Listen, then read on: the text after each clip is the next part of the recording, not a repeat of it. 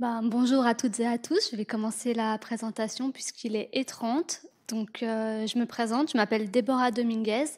Je travaille à la Haute École de Pédagogie du canton de Vaud et je viens vous présenter le MASP, le Master en Sciences et Pratiques de l'Éducation. Je suis responsable de cette formation et je vais vous donner un peu à voir son organisation, les débouchés, sa structure, et puis il y aura aussi un temps pour des questions. Donc voici un petit peu le plan assez rapide, présentation du master, les objectifs, quelques ressources et adresses de contact pour que vous puissiez retrouver, si jamais vous avez des questions a posteriori, les lieux où vous avez toutes les ressources, les informations ainsi que les personnes qui pourraient répondre à ces questions, et puis un moment d'échange.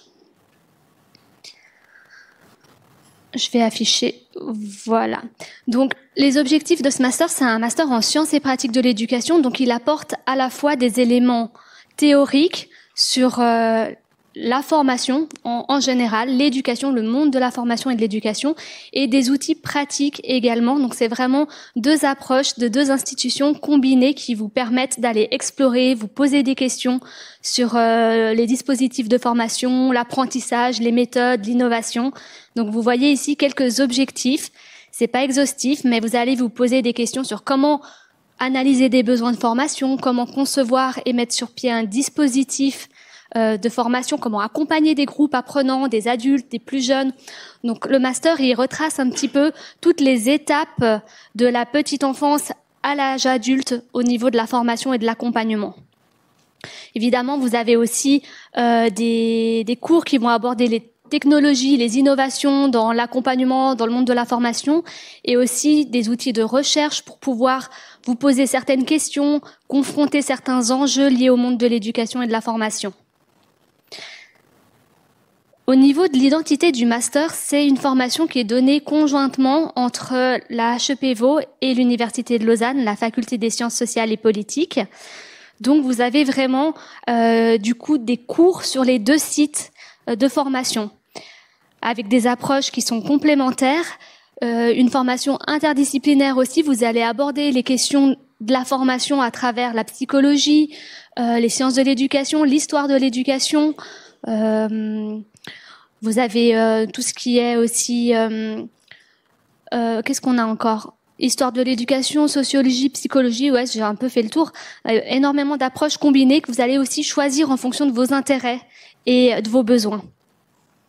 Donc c'est un parcours qui est très flexible. Je vais vous montrer un petit peu comment se structure la formation, mais c'est une formation qui va vous demander de faire des choix en termes de modules, de cours à sélectionner, de spécialisation. Donc c'est une formation assez flexible, mais qui nécessite d'anticiper un petit peu ses envies, les débouchés professionnels qui peuvent vous intéresser. Et c'est pour ça que je vais vous présenter un petit peu quelques exemples de trajectoires et de débouchés.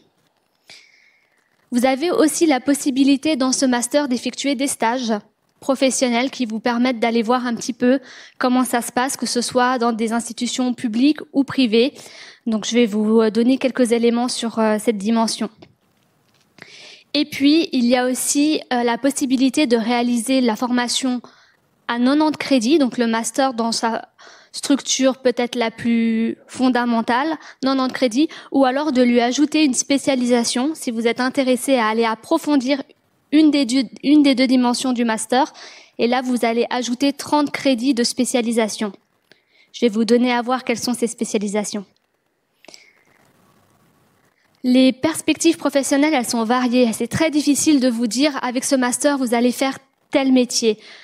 Sa richesse, justement, c'est d'avoir un panel de débouchés assez large, mais qui sont difficiles à résumer en une ou deux phrases. Donc c'est pour ça que je vous montre un peu quelques exemples. Je vous mets la liste.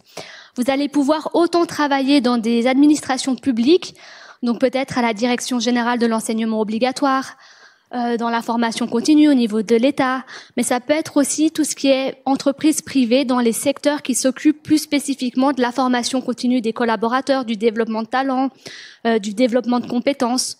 Parfois, ça se trouve aussi au niveau des ressources humaines. Donc, ça peut être du privé, du public, aussi le domaine associatif. On a pas mal d'étudiants et d'alumni ensuite qui qui se retrouvent à travailler pour une association qui va peut-être accompagner des personnes en difficulté professionnelle, qui ont des besoins d'aide au niveau de l'insertion ou de conseils ou d'accompagnement à des moments ponctuels de leur vie. Après, vous pouvez aussi continuer, si vous souhaitez, avec une carrière plus académique en faisant un doctorat. On a aussi quelques-uns de nos étudiants qui poursuivent sur cette voie-là.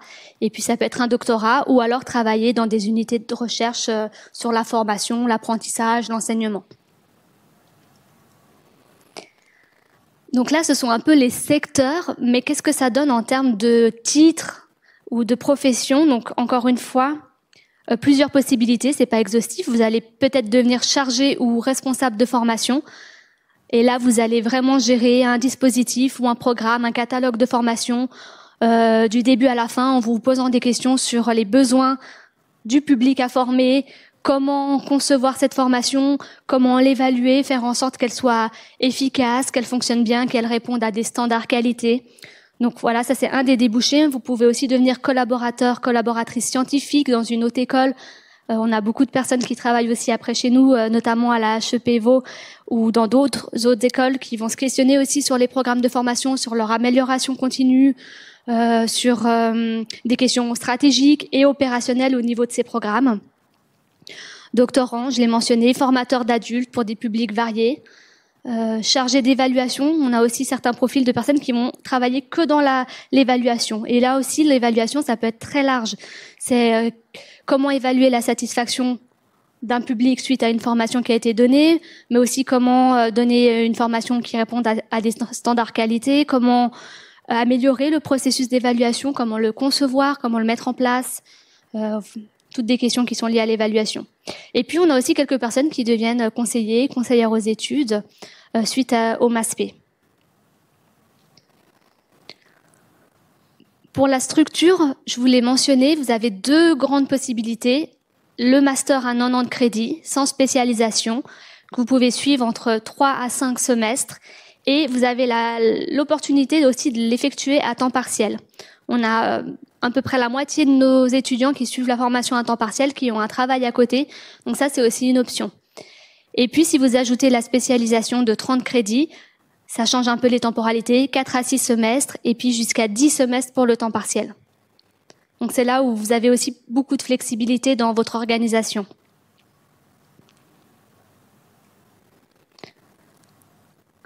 Globalement, au niveau de la structure du master, vous avez 3 grandes boîtes. Vous avez la première avec les quelques enseignements obligatoires qui sont répartis entre la HEP et l'UNIL.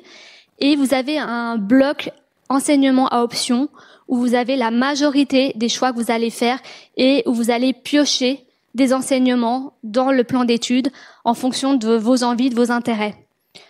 Je ne vais pas rentrer trop dans le détail ici, mais vous avez aussi la possibilité d'aller piocher à hauteur de 6 crédits dans d'autres formations, dans d'autres masters, d'autres universités ou institutions. Vous pouvez, comme ça, vous laisser une petite ouverture sur d'autres intérêts que vous pourriez avoir. Et vous pouvez aussi effectuer déjà un stage qui est facultatif dans le master à 90 crédits. Ensuite, le dernier bloc, c'est le bloc du mémoire, avec la réalisation du mémoire et 2 ateliers obligatoires qui vous accompagnent, un côté HEP, un côté UNIL, pour vous aider à avancer dans votre mémoire. Donc ça, c'est le module à choix libre que j'ai mentionné. C'est cette possibilité d'aller aller voir un peu ailleurs ce qui se passe et puis de se dire j'ai envie de suivre un autre cours qui est pertinent pour mon parcours de formation. Puis vous avez aussi la possibilité dans ce module-là d'aller faire une mobilité.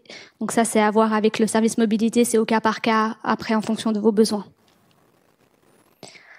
Au niveau du master à 120 crédits, on reprend le master à 90 et on lui ajoute simplement une spécialisation de 30 crédits. Et là, vous avez 2 choix.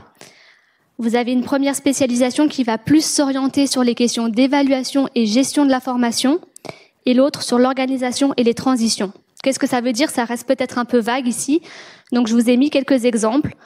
La première spécialisation, elle va vous permettre de développer plutôt des compétences et des outils pour piloter, gérer des formations, pour avoir la capacité d'évaluer, d'avoir différentes méthodologies et outils pour évaluer des dispositifs de formation, s'assurer qu'ils soient efficaces, pertinents, qu'ils répondent bien aux besoins, et puis aussi une approche qualité par rapport aux formations.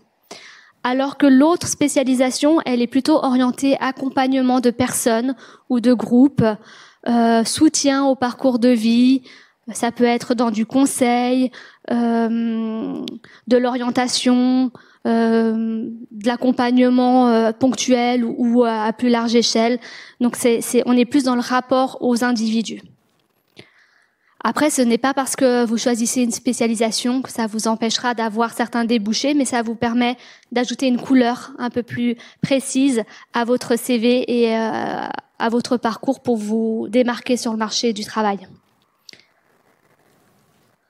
Au niveau des expériences professionnelles, donc les stages, vous avez un stage optionnel au niveau du master à 90 crédits et un stage obligatoire dans celui à 120 crédits. Donc vous pouvez en réaliser 2 en tout si vous prenez le stage optionnel et que vous réalisiez le master à 120 crédits, ou alors 0 si vous faites le cursus à 90 crédits et que vous décidez de ne pas faire le stage optionnel. Dans tous les cas, c'est un stage que vous devrez aller chercher par vous-même. Voilà, vous avez quelques informations sur le stage. Peut-être ce qui est important de mentionner ici, c'est que c'est un stage qui peut être un stage professionnel ou un stage de recherche également, auprès d'une unité de recherche pour aller peut-être récolter des données, les analyser en lien avec des questions que vous pourriez vous poser. J'ai aussi mis quelques lieux de stage pour donner des exemples. J'essaie d'illustrer un maximum, c'est pas évident, mais voilà quelques lieux de stage qui ont été découverts par nos étudiants. Ça pouvait être des hautes écoles, à l'EPFL on a eu, dans des associations, à la Croix-Rouge, au CHUV, au centre de formation. Donc c'est très très très large. Il y a autant de lieux de stage possibles que d'étudiants. Donc ça vaut vraiment la peine de prendre le temps d'explorer à ce niveau-là. Services de l'État, et puis les missions, quelques exemples de missions: analyser des besoins de formation, évaluer des dispositifs, accompagner des individus, animer des ateliers de formation ou des séances avec des groupes. Ça peut être aussi produire des ressources pédagogiques, des outils, ou alors, je l'ai mentionné, en lien avec la recherche scientifique, plutôt récolter et analyser des données. Voilà un peu quelques exemples concrets qui pourraient vous donner à voir le type de débouché aussi. Pour les critères d'admission, il faut avoir un bachelor, un des bachelors suivants. Après, on a aussi une admission sur dossier si vous n'entrez pas directement dans ces titres. On peut analyser, il y a un comité scientifique qui va se pencher sur votre cas et analyser si le titre est jugé équivalent avec un besoin ou non de complément. Mais sinon, les autres titres qui sont listés ici, vous êtes directement admissible pour le MASP. C'est une formation aussi qui démarre à l'automne et au printemps. Donc ça, c'est aussi une spécificité. Vous pouvez commencer au semestre que vous souhaitez. Et après, c'est à vous de répartir les enseignements dans l'ordre qui vous intéresse le plus. Donc on a 2 délais d'inscription pour les 2 semestres. Le 30 avril pour une rentrée à l'automne et le 30 novembre pour une rentrée au printemps. Voilà, après, comme je l'ai mentionné, il y a tout un tas de ressources complémentaires qui vous donneront beaucoup plus de détails. Ici, je vous ai proposé le chemin pour retrouver tous les documents, les descriptifs en lien avec le plan d'études, les règlements, les outils, les éléments liés au stage. Vous avez vraiment pas mal de documents assez précis qui vous permettent d'aller approfondir. Et puis, vous avez aussi des ressources comme le service académique à la HEP qui peut répondre à toutes les questions plutôt administratives, et vous avez une conseillère aux études de chaque côté, une côté HEP et une côté UNIL. Et moi aujourd'hui, si évidemment vous avez déjà des questions et des intérêts pour cette formation, donc je pense que je vais prendre les questions directement en lien avec cette présentation maintenant.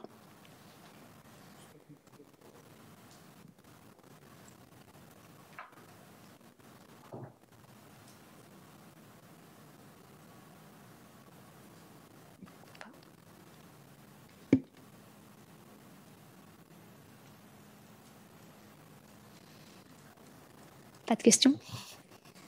Si jamais ça arrive après la seconde présentation, il n'y a pas de problème, je peux revenir vers vous, vous répondre.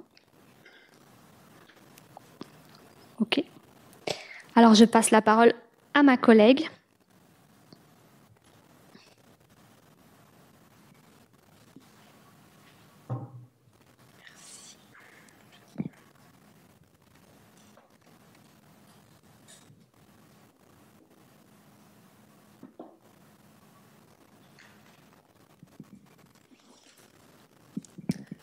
Voilà, très bien. Merci beaucoup d'être ici toutes et tous. Donc moi je m'appelle Léa Roder et je suis responsable du master en didactique de l'éducation physique et du sport, le MADEPS, que je vais vous présenter un petit peu dans le même ordre d'idée que pour le MASP. Donc on va voir ensemble les objectifs, les conditions d'admission, sa structure, sa durée, puis un petit moment de questions-réponses également. Le MADEPS, c'est une formation qui est conjointe avec l'Université de Lausanne, mais il y a aussi la possibilité de prendre des cours dans d'autres institutions de formation, qui sont l'Université de Genève, l'Université de Fribourg, mais aussi la HEP Béjune.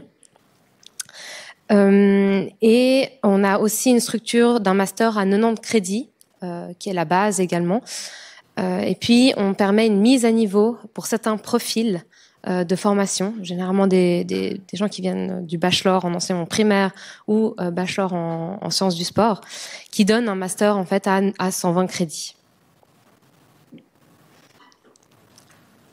En termes d'objectifs, le principal débouché, je pense c'est cette formateur ou formatrice spécialisée en didactique de l'éducation physique et du sport dans les hautes écoles pédagogiques ou dans les institutions de formation. Mais il y a aussi d'autres débouchés qui concernent aussi les études de doctorant. Ça vous donne accès donc à un doctorat. Vous avez aussi tout ce qui concerne l'ingénierie de formation, de programme, en devenant responsable de programme, conseiller aussi aux études, et puis également la position de chercheur dans les institutions de formation et d'éducation. Et enfin, si vous conservez un petit peu un volet d'enseignement, il y a aussi des possibilités d'évoluer en devenant spécialiste disciplinaire, responsable de branche ou chef de file.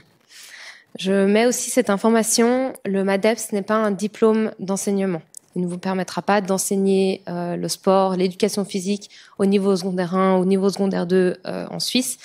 Pour ça, c'est les autres masters de la HEP qui sont des diplômes d'enseignement reconnus. Alors, donc, dans ce master, vous n'allez pas apprendre à enseigner, mais vous allez pouvoir vous poser des questions, à prendre du recul, en fait, pour analyser de manière critique et analytique ce qui fonctionnerait, ce qui ne fonctionne pas dans des dispositifs d'enseignement, dans des situations d'enseignement liées à l'éducation physique et au sport. Ça va vous aider, en fait, à construire des nouveaux dispositifs à l'aide d'outils que vous allez pouvoir découvrir dans les cours qui concernent de l'innovation pédagogique, de formation aussi, de formateurs. Et puis, cette discipline, l'éducation physique et sportive, elle est assez spécifique dans le sens où c'est une discipline qui implique le corps, qui implique une mise en mouvement, qui gère aussi des aspects émotionnels. Il y a aussi toutes les questions de gestion d'espace et de gestion de classe qui est un peu différente des autres disciplines. Et c'est vraiment spécifique à l'éducation physique et sportive. C'est pour ça qu'on vous propose un master dans cette discipline pour questionner en fait les enjeux pédagogiques. Vous avez aussi la possibilité de mettre en place en fait des expériences de recherche, notamment à travers le mémoire ou les stages, et puis acquérir des assises théoriques et scientifiques. Et enfin, un dernier point, vous allez aussi acquérir des compétences de communication, que ce soit à l'oral ou par écrit, pour communiquer des résultats de recherche, des présentations ou autres. En termes de conditions d'admission, donc vous avez peut-être un premier volet qui concerne donc l'accès par le bachelor, soit par un bachelor en enseignement primaire qui se fait dans une HEP, HEP Vaud ou à l'Université de Genève également, ou alors un bachelor universitaire en sciences du sport. Et puis si vous êtes dans ces deux situations, on va vous proposer une mise à niveau pour acquérir en fait des connaissances dans le domaine des sciences du sport. Ou si vous provenez du bachelor primaire, ou dans le domaine des sciences de l'éducation si vous provenez du bachelor en sciences du sport. Et puis vous avez un autre volet aussi qu'on accepte, c'est si vous avez un master universitaire ou un diplôme d'enseignement pour l'éducation physique et sportive. Et si vous êtes dans cette catégorie-là, vous n'aurez normalement pas de mise à niveau, de complément à effectuer. Donc la partie bachelor vous donnera normalement accès à un master à 120 crédits, et puis la partie master vous donnera accès à un master à 90 crédits. Et enfin, si vous ne vous reconnaissez pas dans ces différents diplômes, il y a aussi la possibilité en fait de présenter un autre titre. Et dans ce cas-là, il sera analysé par le comité scientifique du master. Et puis, il y a une possibilité de faire un complément d'études en plus de la mise à niveau, si c'est votre cas. Mais ça doit être analysé par le service des admissions. En termes de structure, voilà, donc je vais revenir sur les trois principaux piliers du MADEPS, que sont la mise à niveau si vous êtes porteur d'un bachelor, puis deux autres qui concernent les enseignements théoriques et de mise en pratique, et le mémoire.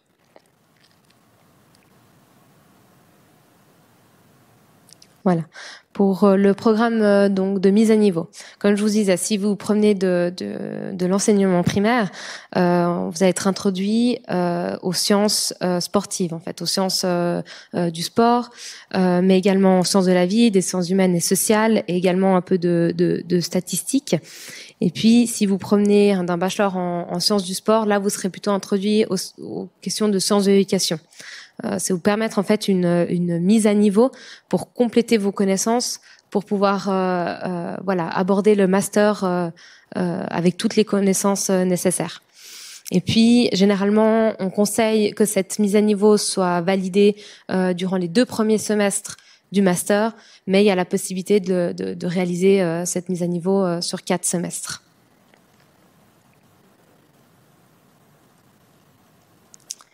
En ce qui concerne les enseignements théoriques, vous aurez donc une première partie qui concernera la didactique. Donc la didactique, c'est apprendre à transmettre la matière. Donc vous serez inséré dans ce genre de cours. Et puis après, il y aura un volet plus axé, on va dire, sur comment suivre un enseignement. Voilà, donc de formation de formateurs, comme je l'ai dit avant, de sciences de l'éducation, de sport, mais de niveau master cette fois-ci. Et puis les stages, en fait, c'est l'occasion de découvrir, de suivre en fait un enseignement dans une HEP ou dans une université, et d'intervenir ou de co-intervenir dans le suivi des activités du module proposé. Et puis la petite spécificité pour le MADEPS, c'est qu'il y a 2 stages. Le premier, il est à réaliser dans la région linguistique d'appartenance, donc par exemple en Suisse romande. Et puis le deuxième est à réaliser dans une autre région linguistique, où il y a aussi la possibilité de le réaliser en France ou encore ailleurs. Et puis donc vous pourrez bénéficier en fait du réseau, enfin voilà, de nos formateurs et nos formatrices pour trouver ce stage.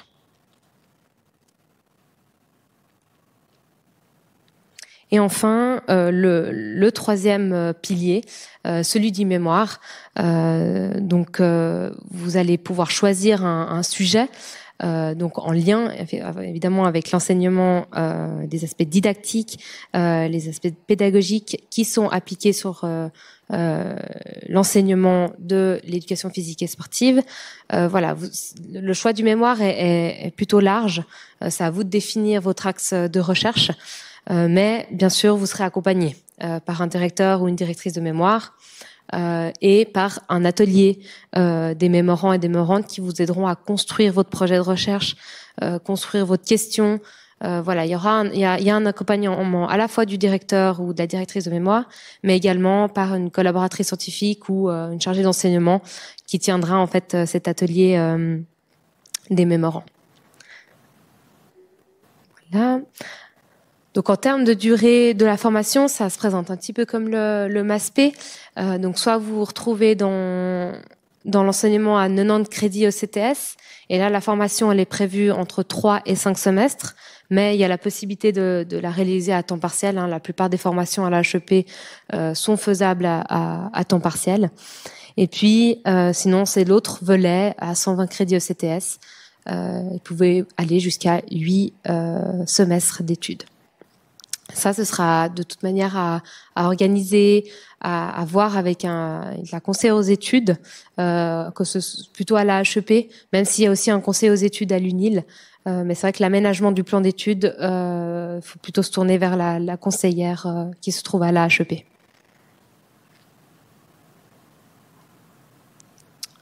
Voilà, on arrive déjà sur la fin. Et puis, pour résumer, ce master, il combine à la fois des approches professionnelles et des approches académiques qui peuvent provenir de toutes parts des deux institutions, en fait, que ce soit de la HEP ou d'une université. Et puis, ça vous donne en fait beaucoup de perspectives, beaucoup de regards différents. Et puis voilà, ça permet en fait d'accueillir une multitude d'étudiants avec des profils divers et variés qui peuvent déboucher en fait sur des projets très intéressants de formation qui peut être à votre image, selon vos intérêts, votre approche de l'éducation physique et sportive. Voilà, il y a plein de possibilités en fait dans ces masters. Tout ce qui est information pratique également, je vous ai mis le chemin. Donc à la fois du côté HEP et du côté UNIL. Donc par contre, les inscriptions sont à soumettre auprès de la HEP Vaud jusqu'au 30 avril 2024. Donc ce sera plutôt le premier chemin à suivre. Vous allez devoir créer un dossier d'admission. Et puis, contrairement au MASPE, le MADEPS ne propose qu'une seule rentrée en automne. Donc voilà, le délai à retenir pour s'y inscrire, c'est le 30 avril 2024 pour cette année. Et puis voilà, si vous avez des questions, vous pouvez toujours contacter donc le pôle étudiant qui s'occupe spécifiquement de cette formation, qui est donc étudiant avec un S à la fin _madeps@hepl.ch. Et puis sinon, moi je suis là aussi pour répondre à vos éventuelles questions maintenant ou plus tard. Voilà, si vous avez des questions, je suis à disposition.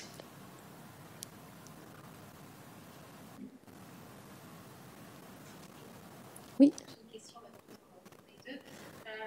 Sur le site, on trouve les horaires des cours 2023-2024. Est-ce que ce seront les mêmes l'année prochaine ou même pour les modules? Certains modules restent effectivement d'année en année, puis les horaires ne bougent pas trop. En tout cas, du côté de c'est vrai que la HEP, comme il y a en tout cas pour le MADEPS, puis pour le MASPE aussi, quelques enseignements sont en lien avec les masters en enseignement secondaire 1 et secondaire 2, donc ça a plutôt tendance à être stable. Après, on peut pas anticiper les changements. Puis après à l'UNIL aussi, il y a des cours qui peuvent évoluer, des congés scientifiques qui peuvent aussi intervenir. Et puis du coup, il y a certains cours qui ne sont pas disponibles certaines années. Mais tout ça, c'est des informations qu'on donnera dans le courant du mois d'à peu près août. Enfin, ça dépend. Après, ça peut être toujours sujet à modification. Est-ce que tu veux compléter ? Je pense que la réponse, elle est assez proche. C'est vrai que vous pouvez vous fier aux horaires à titre indicatif pour vous projeter, parce que en général, il y a bien 90% d'identique, on va dire, mais c'est vrai qu'il y a chaque année quelques petites modifications d'un coup, où on a un cours qui va être déplacé parce qu'un enseignant ne peut plus le donner, ou c'est une nouvelle personne. Donc, vous pouvez pas prendre l'entièreté des horaires, mais c'est plus pour avoir une représentation générale. Et c'est plutôt, nous, pour le MASPE, ça sera vers mai-juin, peut-être qu'on aura déjà toutes les informations pour mettre en ligne sur le site.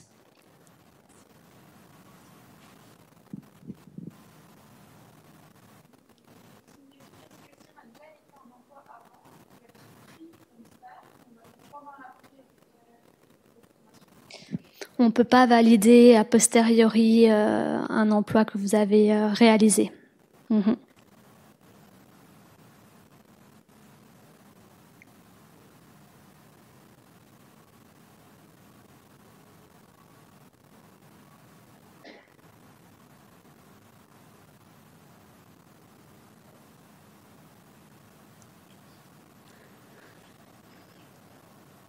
Bon, on va clôturer la séance ici. On reste encore, nous, quelques minutes, le temps de ranger. N'hésitez pas si vous avez de nouvelles questions. On vous remercie pour votre présence, votre écoute et puis les questions que vous avez posées. Bonne continuation, bonne chance pour vos choix et peut-être on se retrouvera à la HEP.